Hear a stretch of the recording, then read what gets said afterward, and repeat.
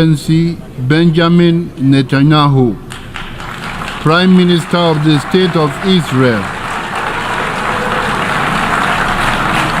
I request protocol to escort His Excellency and invite him to address the Assembly.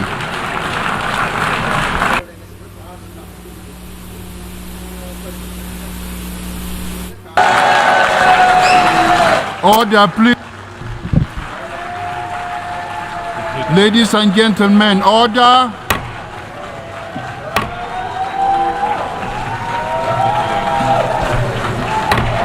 Order, please.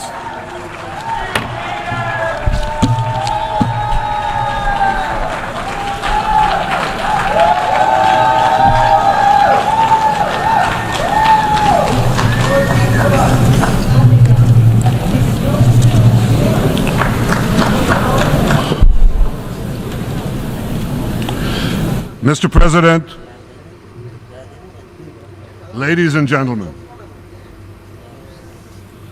I didn't intend to come here this year. My country is at war, fighting for its life. But after I heard the lies and slanders leveled at my country by many of the speakers at this podium, I decided to come here and set the record straight.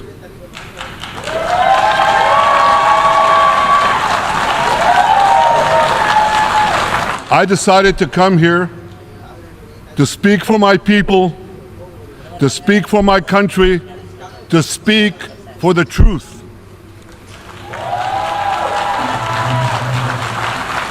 And here's the truth. Israel seeks peace. Israel yearns for peace. Israel has made peace and will make peace again.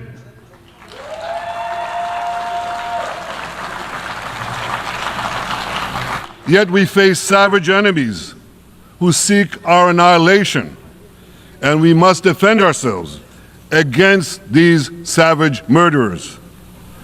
Our enemies seek not only to destroy us, they seek to destroy our common civilization and return all of us to a dark age of tyranny and terror. When I spoke here last year, I said we faced the same timeless choice that Moses put before the people of Israel thousands of years ago. As we were about to enter the Promised Land, Moses told us that our actions will determine whether we bequeath to future generations a blessing or a curse. And that is the choice we face today. The curse of Iran's unremitting aggression, or the blessing of a historic reconciliation between Arab and Jew. In the days that followed that speech, the blessing I spoke of came into sharper focus. A normalization deal between Saudi Arabia and Israel seemed closer than ever. But then came the curse of October 7th. Thousands of Iranian-backed Hamas terrorists from Gaza burst into Israel in pickup trucks, on motorcycles, and they committed unimaginable atrocities. They savagely murdered 1,200 people. They raped and mutilated women. They beheaded men. They burned babies alive. They burnt entire families alive, babies, children, parents, grandparents, in scenes reminiscent of the Nazi Holocaust. Hamas kidnapped 251 people from dozens of different countries, dragging them into the dungeons of Gaza. Israel has brought home 154 of these hostages, including 117 who returned alive. I want to assure you, we will not rest until the remaining hostages are brought home too. And some of their family members are here with us today. I ask you to stand up.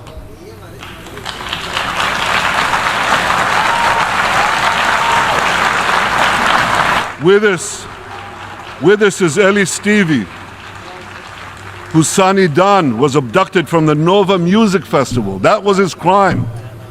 A music festival. And these murderous monsters took him. Kobe Smyrno, whose son Jonathan was murdered, and his corpse was taken into the dungeons, into the terror tunnels of Gaza. A corpse held hostage. Salim al-Atrash, whose brother Muhammad, a brave Arab Israeli soldier, was murdered. His body too was taken to Gaza. And so was the body of Ifat Hyman's daughter in Bar, who was brutally murdered at that same music festival. With us is Sharon Sharabi, whose brother Yossi was murdered, and who prays for his older brother Eli, who is still held hostage in Gaza. And with us too is Yizhar Lifshitz from Kibbutz Nir Oz, a kibbutz that was wiped out by the terrorists. Thankfully, we achieved the release of his mother Yocheved, but his father Oded is still languishing in an underground terrorist hell of Hamas. I again promise you, we will return your loved ones home. We will not spare that effort until this holy mission is accomplished.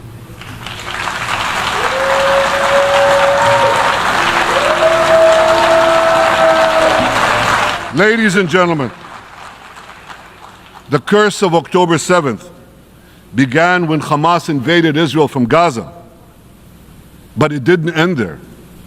Israel was soon forced to defend itself on 6 more war fronts organized by Iran. On October 8th, Hezbollah attacked us from Lebanon. Since then, they fired over 8,000 rockets at our towns and cities, at our civilians, at our children.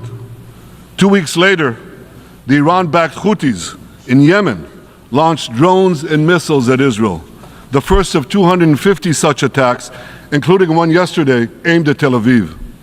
Iran's Shiite militias in Syria and Iraq have targeted Israel dozens of times over the past year as well.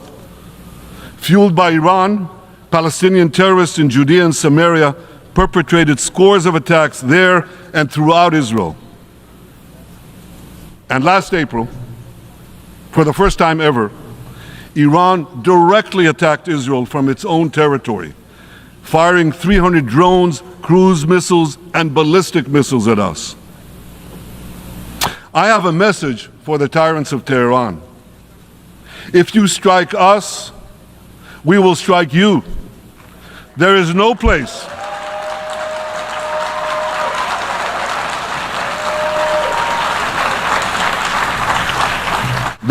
place in Iran that the long arm of Israel cannot reach, and that's true of the entire Middle East.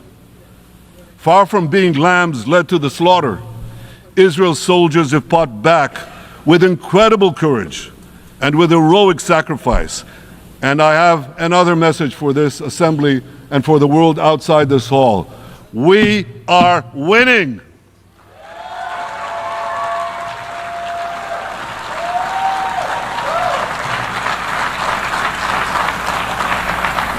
Ladies and gentlemen, as Israel defends itself against Iran in the seven-front war, the line separating the blessing and the curse could not be more clear. This is the map I presented here last year. It's a map of a blessing.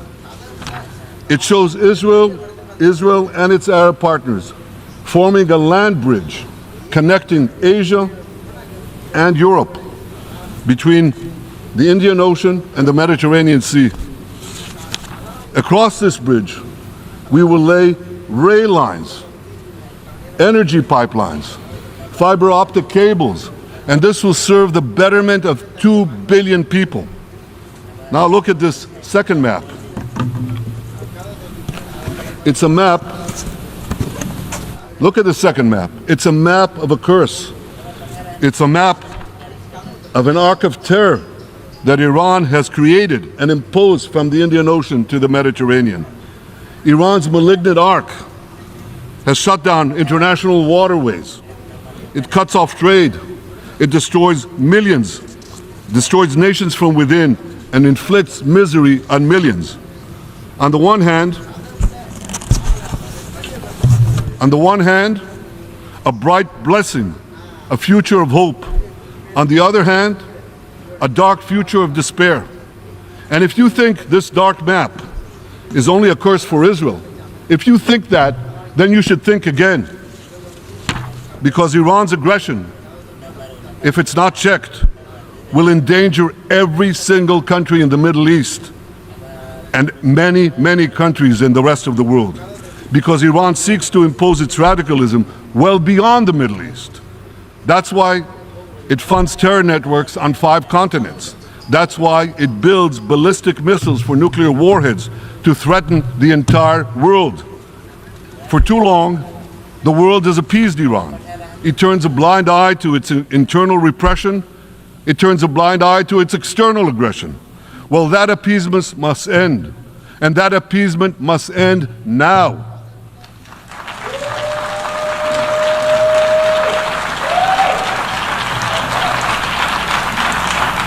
Nations of the world should support the brave people of Iran who want to rid themselves of this evil regime.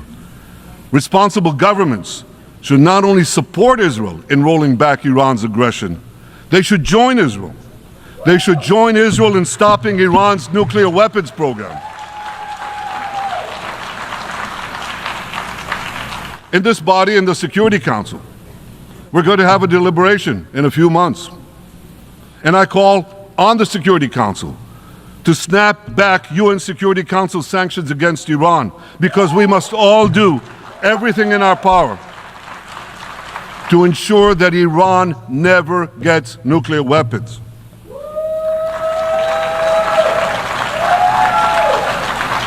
For decades, I've been warning the world against Iran's nuclear program. Our actions delayed this program by perhaps a decade, but we haven't stopped it. We've delayed it, but we haven't stopped it. Iran now seeks to weaponize its nuclear program for the sake of the peace and security of all your countries. For the sake of the peace and security of the entire world, we must not let that happen. And I assure you, Israel will do everything in its power to make sure it doesn't happen.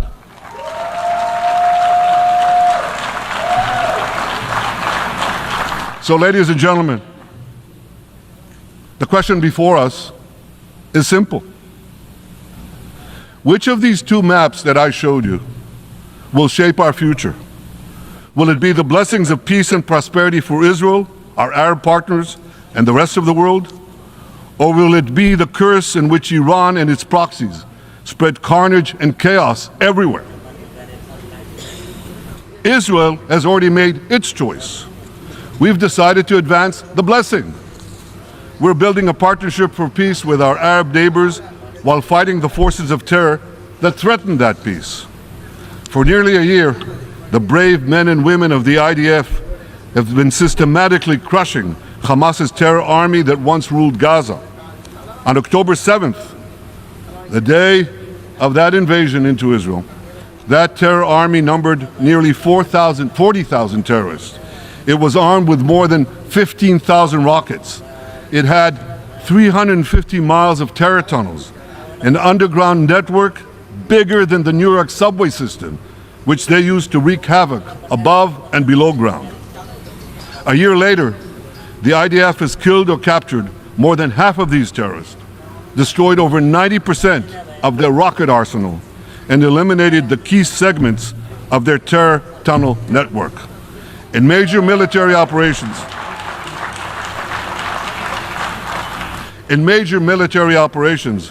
we destroyed nearly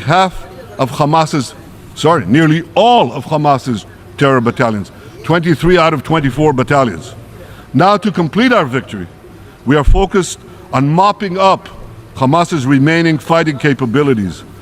We are taking out senior terrorist commanders and destroying remaining terrorist infrastructure. But all the while, and I'll say this one more time, we remain focused on our sacred mission, bringing our hostages home, and we will not stop until that mission is complete.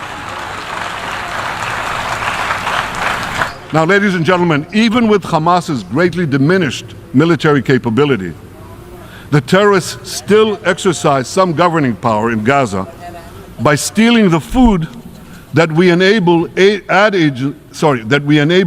agencies to bring into Gaza. Hamas steals the food, and then they hike the prices. They feed their bellies, and then they fill their coffers with money that they extort from their own people. They sell the stolen food at exorbitant prices. And that's how they stay in power. Well, this too has to end, and we're working to bring it to an end.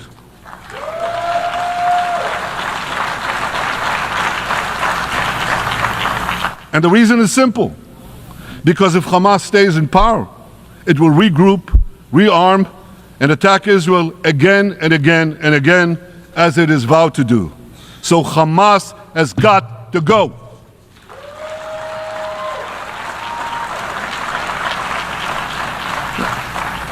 Just imagine, for those who say, well, Hamas has to stay, it has to be part of a post-war Gaza. Imagine, in a post-war situation in World War II, imagine allowing the defeated Nazis in 1945 to rebuild Germany. It's inconceivable, it's ridiculous. It didn't happen then, it's not going to happen now.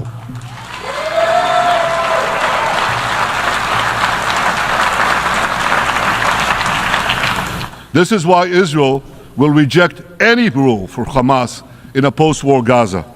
We don't seek to resettle Gaza. What we seek is a demilitarized and de-radicalized Gaza. Only then can we ensure that this round of fighting will be the last round of fighting. We are ready to work with regional and other partners to support a local civilian administration in Gaza committed to peaceful coexistence. As for the hostages, I have a message for the Hamas captors. Let them go. Let them go. All of them. Those alive today must be returned alive, and the remains of those whom you brutally killed must be returned to their families. Those families here with us today, and others in Israel, deserve to have a resting place for their loved ones, a place where they can grieve and remember them. This war, ladies and gentlemen, this war can come to an end now. All that has to happen is for Hamas to surrender, lay down its arms, and release all the hostages. But if they don't, we will fight until we achieve victory, total victory. There is no substitute for it.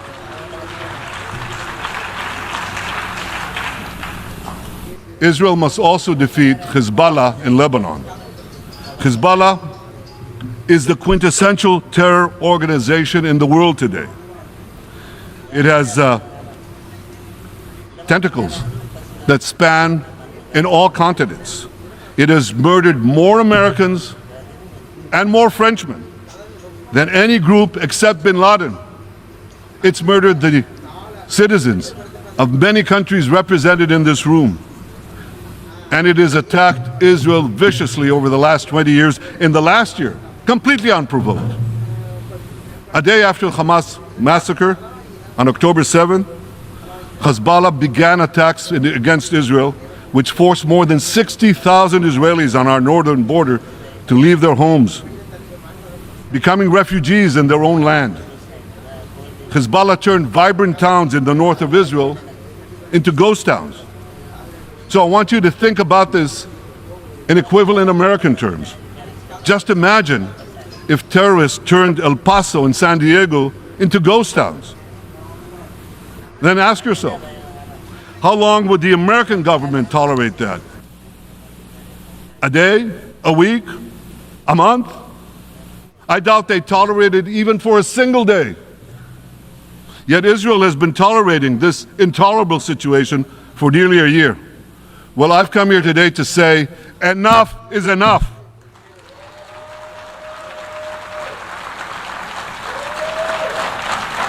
We won't rest until our citizens can return safely to their homes. We will not accept a terror army perched on our northern border, able to perpetrate another October 7th style massacre. For 18 years, Hezbollah brazenly refused to implement UN Security Council Resolution 1701, which requires it to move its forces away from our borders. Instead, Hezbollah moved right up to our border. They secretly dug terror tunnels to infiltrate our communities and indiscriminately fired thousands of rockets into our towns and villages. They fire these rockets and missiles not from military sites, not from that. They do that too. But they fire those rockets and missiles after they place them in schools, in hospitals, in apartment buildings, and in the private homes of the citizens of Lebanon. They endanger their own people. They put a missile in every kitchen, a rocket in every garage.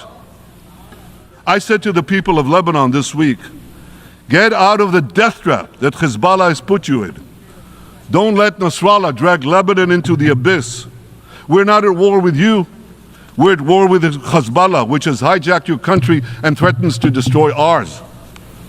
As long as Hezbollah chooses the path of war, Israel has no choice, and Israel has every right to remove this threat and return our citizens to their homes safely. And that's exactly what we're doing.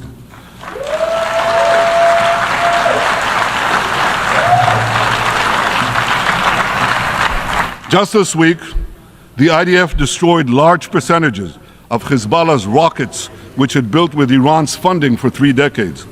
We took out senior military commanders who not only shed Israeli blood, but American and French blood as well. And then we took out their replacements, and then the replacements of their replacements. And we'll continue degrading Hezbollah until all our objectives are met.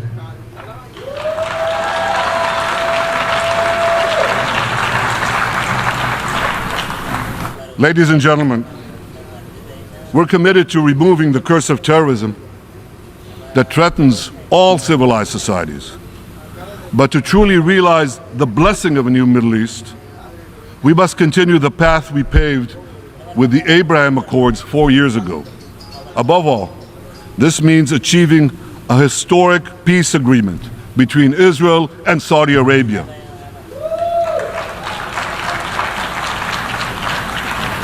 And having seen the blessings that we've already brought with the Abraham Accords, the millions of Israelis who've already flown back and forth across the Arabian Peninsula, over the skies of Saudi Arabia, to the Gulf countries, the trade, the tourism, the joint ventures, the peace.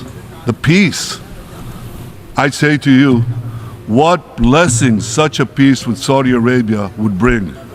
It would be a boon to the security and economy of our two countries. It would boost trade and tourism across the region. It would help transform the Middle East into a global juggernaut. Our two countries could cooperate on energy, water, agriculture, artificial intelligence, and many, many other fields.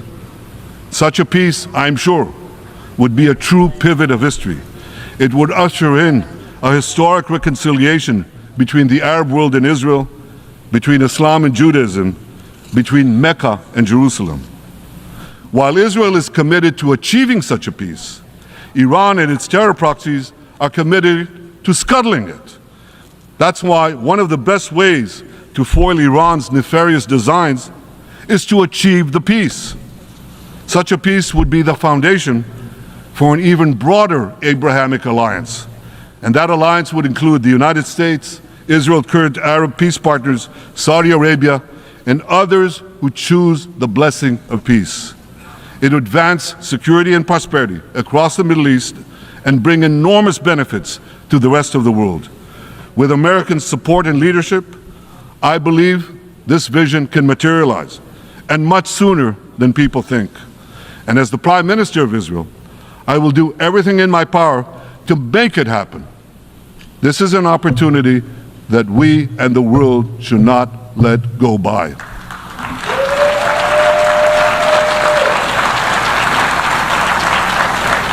Ladies and gentlemen, Israel has made its choice. We seek to move forward to a bright age of prosperity and peace. Iran and its proxies have also made their choice. They want to move back to a dark age of terror and war. And now I have a question. And I pose that question to you. What choice will you make? Will your nation stand with Israel? Will you stand with democracy and peace? Or will you stand with Iran, a brutal dictatorship that subjugates its own people, exports terrorism across the globe? In this battle between good and evil, there must be no equivocation. When you stand with Israel, you stand for your own values and your own interests.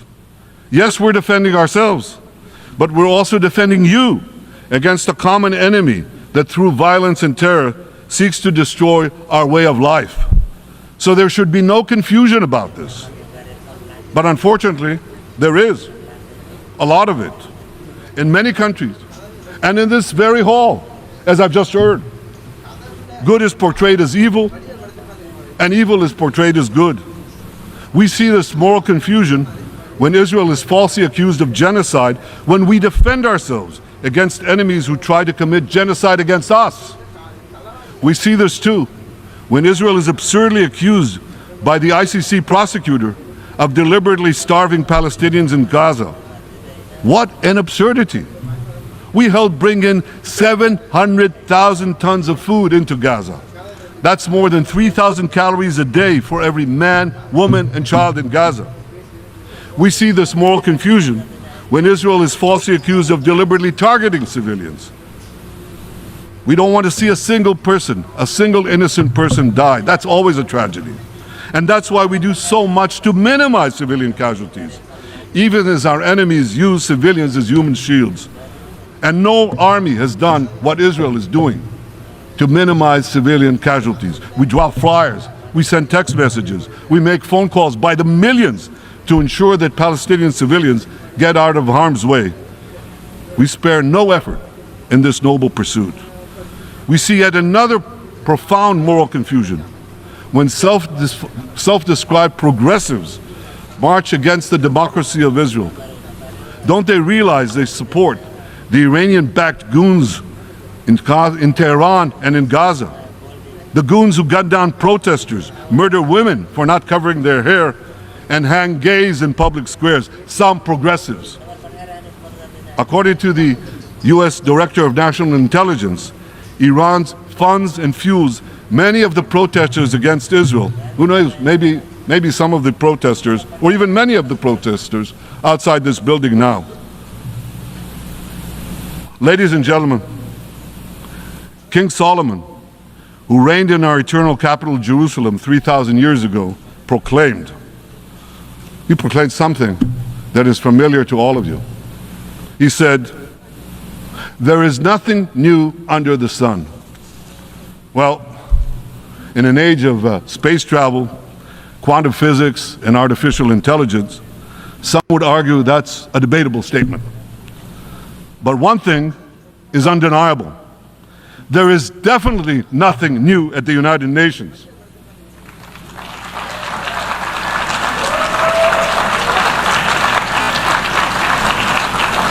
Take it from me.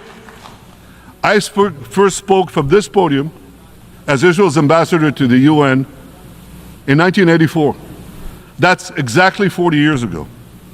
And in my maiden speech here, I think it's the same podium, by the way.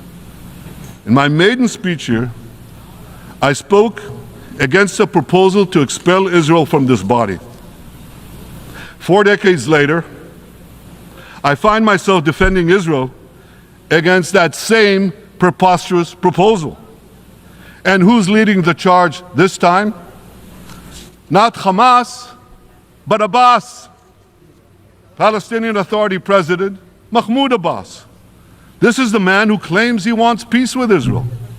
Yet he still refuses to condemn the horrific massacre of October 7th. He's still paying hundreds of millions to terrorists who murder Israelis and Americans. It's called pay for slay. The more you murder, the more you get paid. And he still wages unremitting diplomatic warfare against Israel's right to exist and against Israel's right to defend itself. And by the way, they amount to the same thing. Because if you can't defend yourself, you can't exist. Not in our neighborhood, certainly, and maybe not in yours. Standing in this podium 40 years ago, I told the sponsors of that outrageous resolution to expel Israel, gentlemen, check your fanaticism at the door.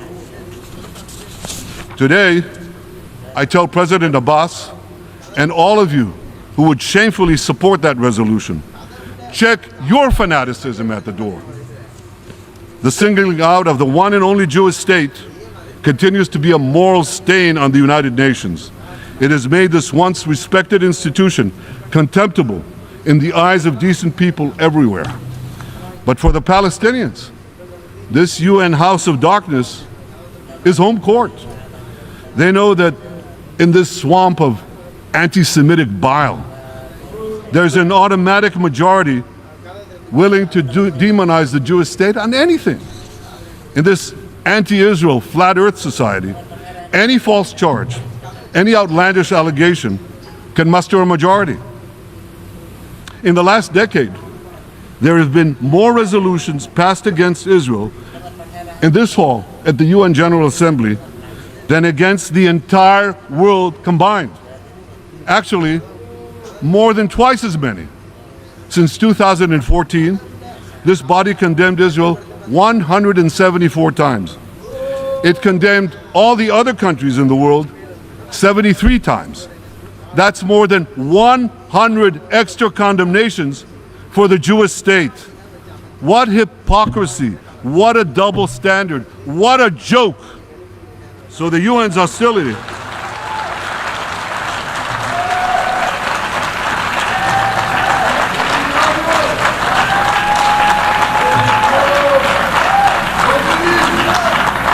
So all the speeches you heard today, all the hostility directed at Israel this year, it's not about Gaza. It's about Israel.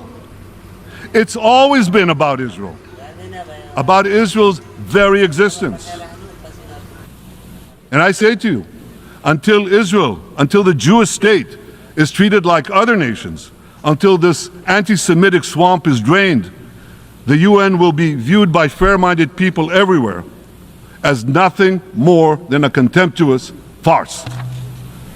Now, given the anti-Semitism at the UN, it should surprise no one that the prosecutor at the ICC, one of the UN's affiliated organs, is considering issuing arrest warrants against me and Israel's defense minister, the democratically elected leaders of the democratic state of Israel. The ICC prosecutors rushed to judgment. His refusal to treat Israel with its independent courts the way other democracies are treated is hard to explain by anything other than pure anti-Semitism. Ladies and gentlemen, the real war criminals are not in Israel. They're in Iran. They're in Gaza, in Syria, in Lebanon, in Yemen. Those of you who stand with these war criminals, those of you who stand with evil against good, with a curse against the blessing, those of you who do so should be ashamed of yourselves.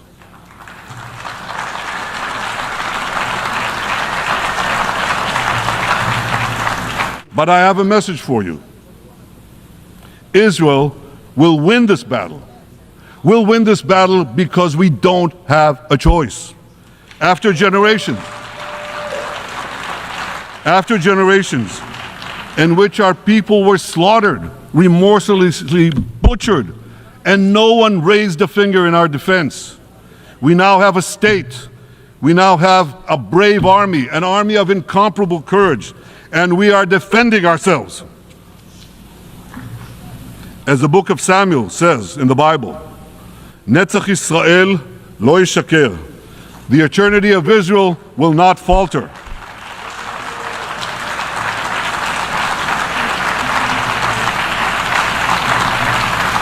In the Jewish people's epic journey from antiquity, in our odyssey through the tempests and upheavals of modern times, that ancient promise has always been kept, and it will hold true for all time. To borrow a great poet's phrase, Israel will not go gently into that good night. We will never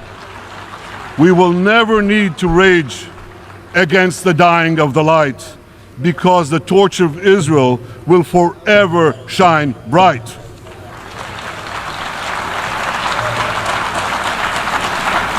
To the people of Israel and to the soldiers of Israel, I say, be strong and of good courage. חזקו ואמצו ואל תיראו מפניהם, כי אדוני אלוהיך הוא ההולך עמך, לא ירפך ולא יעזבך. Am Yisrael Chai, the people of Israel live, now, tomorrow, forever. Thank you.